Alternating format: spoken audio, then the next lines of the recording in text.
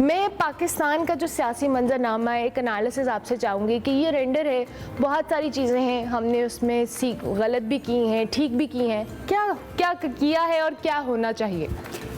हम अभी बात कर रहे थे क्रिकेट की कि भाई पाकिस्तान, साउथ अफ्रीका और फिर टेस्ट मैचेस एंड ऑल। हमारे अंदर पॉलिटिकल टेस्ट मैच जो है ये 1947 से चल रहा है और ये लॉन्गेस्ट टेस्ट है जिसके अंदर कई मसले मसाइल हैं। कश्मीर हो गया, पानी हो गया, फिर आपस के अंदर नाइतफाकी, और 24 मैं समझता हूँ एक पिनिकल थी। It is the pinnacle of resentment, opposition की तरफ से, गवर्नमेंट की तरफ से, हर एक की तरफ से। अब मैं समझता हूँ कि ये जो एक 6 तारीख भी दी है कि अब ये जो बातचीत शुरू हो रही है, ये मैं समझता हूँ एक बीकन लाइट है। और इस लाइट को अगर हम आगे लेके चलेंगे तो 25 का साल, ये जो 25 का है, you know, this year it will be much better. लेकिन क्वेश्चन इज कि क्या हम करेंगे? $1 million क्वेश्चन, $1 million क्या हम करेंगे?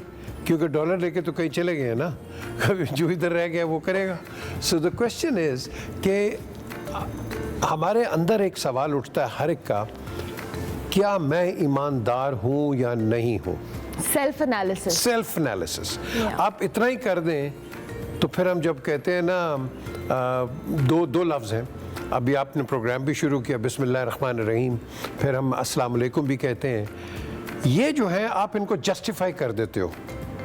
आप इनको जस्टिफाई कर देते हो कि जब हम कहते हैं कि अल्लाह की रहमत आप पे हो और वो कहता है आप पे भी हो, हम दोनों पे रहमतें करके फिर लड़ पैने। I mean, just look at this, just look at this. अल्लाह के नाम से शुरू करते हैं जो निहायत मेहरबान रहम करने वाला है, लेकिन हमारे अंदर वो कंपैशन है? हम तो अल्लाह से ढूंढते हैं। Absolutely. और यहाँ हम कोई कंपैशन दिखाते नहीं हैं, हम एक दूसरे पे जबर करते हैं, ज़्यादतियाँ करते हैं। हर माशरे में होता है ये, लेकिन मैं तो अपने माशरे की बात करूँगा कि तो हम ये कब तक करते रहेंगे? इसको आपने एनालिसिस में लेके आना है बार बार। और मैं हमेशा कहता हूँ, कई लोग आए बाहर से, मैंने कहा अपने आप को सेल्फ एनालिसिस करो। क्या तुम ठीक हो? Self analysis. अच्छा मीर साहब, अभी आपने जैसे खुद भी बात की, आपने बहुत सारे टेन्योर्स देखे हैं मुख्तलिफ हुकूमतों के, एज अ जर्नलिस्ट आपने एक्सपीरियंस किया होगा। आपने जो सियासी हम मेच्योरिटी कहते हैं, दो कि हम जिन सियासी जमातों की बात कर रहे हैं, जिसमें हम मुस्लिम लीग नून को स्पेसिफिकली या पीपल्स पार्टी की बात करते हैं, ये वो जमातें हैं जो कि ख़ानदानी सियासत करती हुई आ रही हैं, और तहरीक इंसाफ को एज़ कम्पेयर टू देम हम समझते हैं जी ये पॉलिटिकल पुख्तगी नहीं रखती। डू यू थिंक कि विद टाइम हमारे अंदर ये ओवरऑल हर सियासी जमात के अंदर ये मेच्योरिटी बढ़ रही है, कम हो रही है? क्योंकि आपने बहुत सारी चीज़ें अपनी विटनेस की होंगी डेफिनेटली। ये सारी पावर गेम है, बेसिकली इट्स ऑल पावर। आपने देखा है कि कहीं भी आज गवर्नमेंट को ले लो या अपोजिशन को ले लो, क्या इनमें कोई अवाम जिनकी जो ये देख रही है आपका प्रोग्राम, क्या इनके लिए हम कोई बात करते हैं? जो भी बात हो रही है इन सियासी जमातों की और इनकी पॉलिटिकल सर्वाइवल की, absolutely that is what it is. और अगर ये खुद समझ जाएं कि जिंदगी में कोई चीज परमानेंट है ही नहीं, लाइफ परमानेंट नहीं है, जिंदगी परमानेंट नहीं है, सो अनप्रेडिक्टेबल। अब देखो हर बंदा आ रहा है जा रहा है ग्रेजुअली।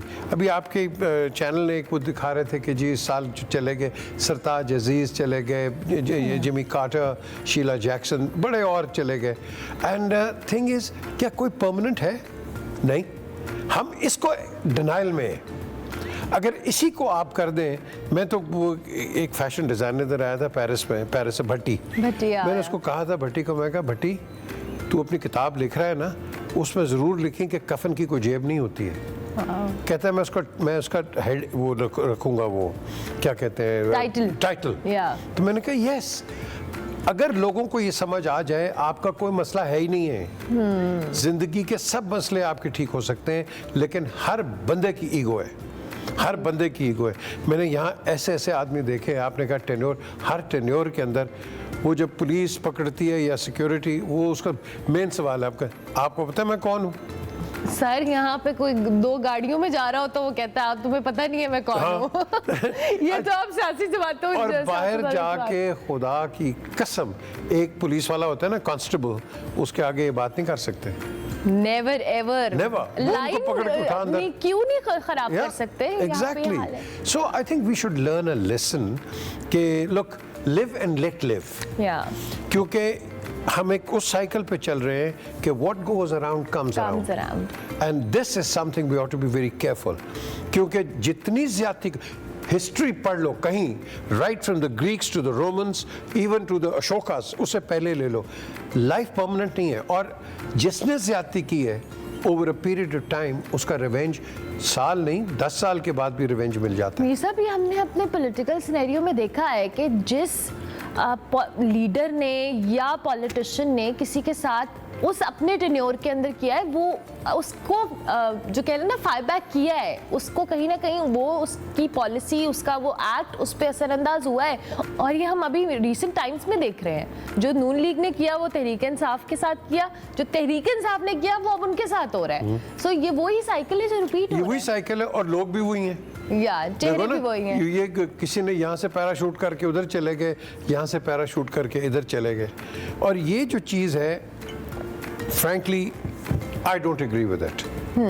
बल्कि जब चार्टर ऑफ डेमोक्रेसी साइन हुआ था, मेरा सबसे पहला सवाल था बेनज़ीर भुट्टो को और नवाज शरीफ को कि ये जो आपको इधर उधर इनको रखेंगे, एंड द जवाब वाज लाइक दैट कि कोई ज़बरदस्ती गया तो फिर उसको सोचा जा सकता है, और ये बट द क्वेश्चन इज कि लोग क्यों आपको छोड़ के जाते हैं? Because of your incompetence. और आज आपको बताता हूँ 2025 आने वाला है, ये जितने भी लीडर्स भी सुन रहे हैं ये सारे मार खाते हैं, किससे? चमचों से। ये जितने इनके चमचे हैं ना, मैं एक दफ़ा हाउस ऑफ लॉर्ड्स में मैं नवाज शरीफ का इंटरव्यू कर रहा, तो मैंने कैमरा इधर लगाया, हाउस ऑफ लॉर्ड्स के अंदर पीछे से 5-6 बंदे आ गए, तो नवाज शरीफ पुराना दोस्त है, तो मैंने कहा जी इन्हों का की काम है? उन्होंने कहा इन्हों का यही काम है। खुदा की कसम, you know inside. And the thing is, देखो आप देखते हो कि कोई किसी और पॉलिटिकल लीडर्स को इंटरनेशनली कि उनके पीछे वो खड़े हो जाते हैं, आके तस्वीर खिंचवा लेते हैं। There is one person standing on the podium और वह वहाँ पे खिताब कर रहे हैं, that's all. And I've seen people ये तस्वीरें बना के जब कोई मुश्किल वक्त आता है ये बाहर जाके पॉलिटिकल असाइलम लेते हैं। मेरे पास नाम है, I've got people, you know, क्या किन किन के नाम लूँ मैं? ये उसको इस्तेमाल करते, बेनज़ीर को कितना इस्तेमाल किया, नवाज शरीफ को करते हैं, अब इसको इमरान को भी करेंगे। ये एक साइकिल है हमारी। अच्छा अमीर साहब, 2025 चूँकि हमने इस साल के अंदर जो हम 24 जिसका हम जिक्र कर रहे हैं, जिसमें हम तहरीक इंसाफ की स्पेसिफिकली बात कर लेते हैं, बहुत बड़े चैलेंजेस से दो चार है। वी ऑल नो कि केसेस हैं, 9 मई है, 26 नवंबर है, फिर के बैक टू बैक केसेस बन रहे हैं। ये सारी चीज़ें एकदम से तो वैनिश नहीं होंगी, it will take time. 2025 do you think कि तहरीक इंसाफ को अपनी स्ट्रैटेजी टुवर्ड्स मुज़ाकरात या चीज़ों को बेहतर तौर पे डील करने के लिए, और हुकूमत की भी फ्लेक्सिबिलिटी इसमें काउंट करती है, उनके लिए 2025 कहीं ना कहीं बेहतर साबित हो सकता है इफ़ एंड बट वाली सिचुएशन में? आपके पास रूट और कोई नहीं है, इस रूट पे हमने चलना है। ये गवर्नमेंट नहीं चल सकती अगर ये ऑपोजिशन के साथ ठीक ना हो, ये कभी नहीं चलेगी गवर्नमेंट, कोई भी गवर्नमेंट हो। इसमें तो इसकी बात कर रहा हूँ, कोई भी गवर्नमेंट हो जो ऑपोजिशन को सप्रेस करेगी वो गवर्नमेंट चल ही नहीं सकती। 1, इंटरनेशनल फ्लेवर आपके खिलाफ जाएगा। 2, जो आपके डोनर एजेंसीज हैं they will start reviewing you. 3, आप पे क्वेश्चंस आ जाएंगे सिक्योरिटी के। तो अगर हुकूमत इन्हीं चक्करों में पड़ी रही तो वो कैसे चलेगी? हालांकि अभी मैं पंजाब की बात करूंगा, it is getting better. I agree, it is getting better and I make no bones. अब मैं मरियम का नाम लूंगा कि ये इनके नहीं, जो काम है वो जो है। कर रहा है उसकी तारीफ करो, जो नहीं कर रहा है उसकी तारीफ मत करो। But at the end of the day I think we have to look on the bright side. और ब्राइट साइड के अंदर हमने वही चीज़ देखनी है कि लोग काम करें, क्योंकि जब तक आप काम नहीं करेंगे आपके अंदर बहुत इसके रिपरकशंस होंगे।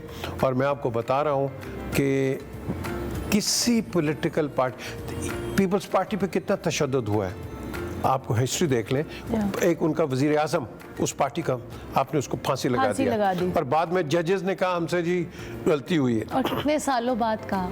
मैंने खुद एक जस्टिस नसीम हसन शाह का इंटरव्यू किया, उसमें ही एक्सेप्टेड कि जी हमने अपनी भी तो नौकरियां बचानी हैं। आपने अपनी नौकरियां बचा के आपने एक इंसान की ज़िंदगी ले ली, ये नौकरियां हैं यार। जस्टिस किधर है? जस्टिस अगर नहीं है किस मुल्क के अंदर, वो मुल्क नहीं चल सकता। वो चर्चिल का वो है ना बड़ी फेमस सेइंग, उसने पूछा भाई आर द कोर्ट्स वर्किंग, उन्होंने कहा यस, उन्होंने कहा we'll win. Simple, this is how it is. और मैं यही कहूँगा, हमारे बड़े पुराने केसेस हैं, 70 साल पुराने केसेस हैं, नए अदालतें बनाओ, लोगों की मुसीबतों से निकालो। लोगों ने अपनी जायदादें बेच के उनके केसेस अभी तक डिसाइड नहीं हुए। I agree. तो मुझे बताओ, सिस्टम हमें ठीक करना है, चाहे वो हमारा जुडिशरी है, हमारा लॉ एंड ऑर्डर की सूरत हाल को हमने मेंटेन करने के लिए हमारे इदारे हैं, हर एक को अपना अपना रोल अदा करना है। अच्छा मीर साहब, अब मामला ये है कि हम जिस तरह से तहरीक इंसाफ की बात करें, हुकूमत के और इन सियासी जमातों के अलावा एक अवाम भी है, मैं हमेशा कहती हूँ, जिसकी हम बिल्कुल एंड में बात करते हैं। अवाम के लिए 2024 भी कोई अच्छा साल नहीं रहा। कोविड के बाद हमने देखा कि अभी तक वो स्टेबिलिटी बहुत सारी चीज़ों में नहीं आई, क्योंकि हम पॉलिटिकल सिनेरियो बहुत अनस्टेबल देख रहे हैं। व्हाट डू यू थिंक कि इस साल अवाम शायद, डू यू थिंक कि कहीं ना कहीं बेहतर हालात वाक़यात होंगे? हमारी जो इकॉनमी है, जिसमें हमें एक मासेस के तौर के ऊपर देखें तो नंबर बेहतर हो रहे हैं। दो क्या, मैं इस बात से बिल्कुल समटाइम्स कहती हूँ कि जी ग्रास रूट लेवल पे आवाम को कोई फ़र्क नहीं पड़ रहा है, नंबर शायद बहुत कुछ अलग कह रहे हों। आपको लगता है कि बेहतर होंगे हालात आवाम के? ये आवाम के हालात बेहतर नहीं होंगे, क्योंकि आवाम ही नहीं चाहती। हुकूमत, ये जो गवर्नमेंट है, इनको छोड़ें आप, आवाम नहीं चाहती कि आपके हालात ठीक हो। क्यों नहीं चाहती? मैं आपको बताता हूँ, आपका $1 ट्रिलियन बिजनेस इस वक्त नीचे चल रहा है, जो कि टैक्स पे नहीं कर रहा। हुकूमतें आपके टैक्स से चलती हैं। आपने कोविड का जिक्र किया, ब्रिटेन का सोशल वेलफेयर सिस्टम है, और सोशल वेलफेयर सिस्टम ने ही आपको सस्टेन कर दिया। हमारा सोशल वेलफेयर सिस्टम है नहीं है। आपका रेडी वाला, अल्लाह उसको और कमा के दे, लेकिन वो टैक्स नहीं दे रहा। आपकी मंडी लगी हुई है, मंडी में आपको टैक्स कोई नहीं दे रहा। देखो ना, आपने टैक्सेशन सिस्टम को ब्रॉड करना है। लेकिन ये लोगों को अच्छा नहीं लगेगा। वो एक स्पेसिफिक तबका भी तो है ना, जो नहीं, आप पर मैं सैलरीड क्लास तो दे रहे हैं टैक्स। लेकिन जो आपने कहा है ना, जो स्पेसिफिक तबका है, जो नहीं देता उसको पकड़ो, लीनियंसी मत दिखाओ, पकड़ो। हमने मुल्क को चलाना है, हमने इन लोगों को नहीं चलाना। और जो चलाते हैं, आप उन पे जायज टैक्स करो, आप उन पे इतना बर्डन ना करो, बर्डन ना डले ना कि वो टैक्स से भाग जाए, वो टैक्स से भाग जाए। पूरी दुनिया में टैक्स एवेजन होता है। ये जो आपके जो आइलैंड्स हैं, चैनल आइलैंड्स हैं, गर्नसी है, और आपके जो आइलैंड्स हैं वेस्ट इंडीज के अंदर, ये सारे टैक्स हेवन्स हैं, पूरी दुनिया के हैं। ये जो हमने वो पैनामा का सुना था, सब ये टैक्स हेवन्स हैं। क्योंकि, और यही चीज़ है कि चोरी शोरी ऐसी नहीं है, टैक्स एवेजन है ये। तो टैक्स आपके मुल्क में भी आ जाएगा। लेकिन हमारा यहाँ प्रॉब्लम है, FBR पैसे रिटर्न नहीं करता। बिजनेस वाले रो रहे हैं यहाँ कि जी हम टैक्स तो देते हैं, हमारे रिटर्न्स भी जो हमारे बनते हैं वो तो दो ना हमें, आप नहीं देते हैं उनको। So we need to be overhauling everything. हमारे पास लोग मौजूद हैं, बड़े अच्छे लोग हैं, लेकिन अनफॉर्चुनेटली पॉलिटिकली अलाइंड है। इन लोगों को चाहिए छोड़ दो, जो पार्टी आ रही आए, आप अपना एक ईमानदारी के साथ काम करो। यार मीर साहब, ये जो अभी आपने बात की है, जाहिर है जिस तरह से आप कह रहे हैं कि इन सबको ये करना है, या तो ये करें और इसके लिए विल चाहिए। आपको लगता है कि ये इन सारे लोगों में विल पावर है इस चीज़ की? इतने खुले दिल का ये मुजाहरा करेंगे कि इनको फ़र्क ना पड़े कौन सी सियासी जमात है, हर एक ने डिलीवर करना है। ये हम मैनिफेस्ट तो कर सकते हैं, मुझे लगता है पाकिस्तानी सियासत के अंदर हम इसको इम्प्लीमेंट होता हुआ देखने की ख्वाहिश ही रख सकते हैं। पाकिस्तानी सियासत जो है ना जी, वो कोशिश करती है कि मैं पावर में आ जाऊँ, बस मैं सोच रहा हूँ मेरी पार्टी पावर में आए। जो आपका सवाल है, ये Mangla dam, Warsak dam, Tarbela dam, Islamabad किसने बनाया? किसी पॉलिटिकल आदमी ने बनाया? ये तो काम पॉलिटिकल्स का है, फौजी ने बनाया है। बिल्कुल। हर चीज़। तो मैं ये कहता हूँ कि आप फौज को क्यों कहते हो कि आके इंटरवीन करो? वो आते हैं, उनका पता है सपोर्टर कौन है? पूरा पाकिस्तान। ये झूठ बोलते हैं कि फौज का सपोर्टर नहीं, पूरा पाकिस्तान फौज का सपोर्टर है। और ये आते हैं, इनकी सारी वो होती है, वो आप कह लो कि सपोर्ट, ये बना जाते हैं, काम कर जाते हैं। दूसरे क्यों नहीं करते हैं? आज तक 18th सेंचुरी से लेके अंग्रेज़ ने जब रिसर्च किया, आपका ये जो डैम है कालाबाग डैम, ये उस वक्त का ये हो रहा है, ये बन सकता है। अभी तक उसमें कोई बात नहीं है। और ये ऐसी जगह है कि वहाँ सिल्टिंग भी नहीं है। It is one of the best places. और पाकिस्तान, मैं कहता हूँ क्या ना क्या वहाँ से बन सकता है। ये समझते हैं कि दरियाओं से पानी आएगा, भर जाएगा और आगे नहीं आएगा। और भाई वो डैम है, वो एक रिजर्वॉयर है, इट विल स्टे, बाकी पानी आपके पास आएगा, डोंट वरी अबाउट इट। लेकिन नेशनलिज्म नहीं है ना।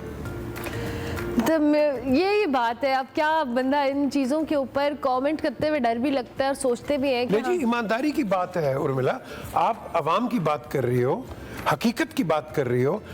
आपके पास यहाँ दरिया जो हैं ये ग्लेशियल फेड हैं, रेन फेड हैं, नेचुरल रिवर्स नहीं है। बिल्कुल बिल्कुल। तो कल ड्राउट आ जाती है, आपके ये ग्लेशियर्स मेल्ट कर जाते हैं, what are you going to do? And climate change is the reason जिसको हम डिस्कस कर रहे हैं कि पाकिस्तान उन ममालिक में हम हमेशा कहते हैं कि जिस पे क्लाइमेट चेंज सबसे ज़्यादा असर कर रहा है। हम कंट्रीब्यूट शायद बहुत कम % करें, बट असर तो हम पे हो रहा है। और ये जिन ग्लेशियर्स का जिक्र करें, नेचुरल डिजास्टर्स का जिक्र हम कर रहे हैं, सैलाब आ रहे हैं, और ओवरऑल वैसे जो चेंजेस आ रहे हैं, ये क्लाइमेट चेंज का नतीजा है जो हम सब भुगत रहे हैं। और अल्लाह ना करे आने वाली जनरेशन्स के लिए ये एक बहुत बड़ा अलार्मिंग चीज़ है कि हम किस चीज़ों से अभी गुजरे। तो ये वेदर जो एक्सट्रीम्स पे जाएंगे, वी कांट इवन इमेजिन कि क्या होने वाला है।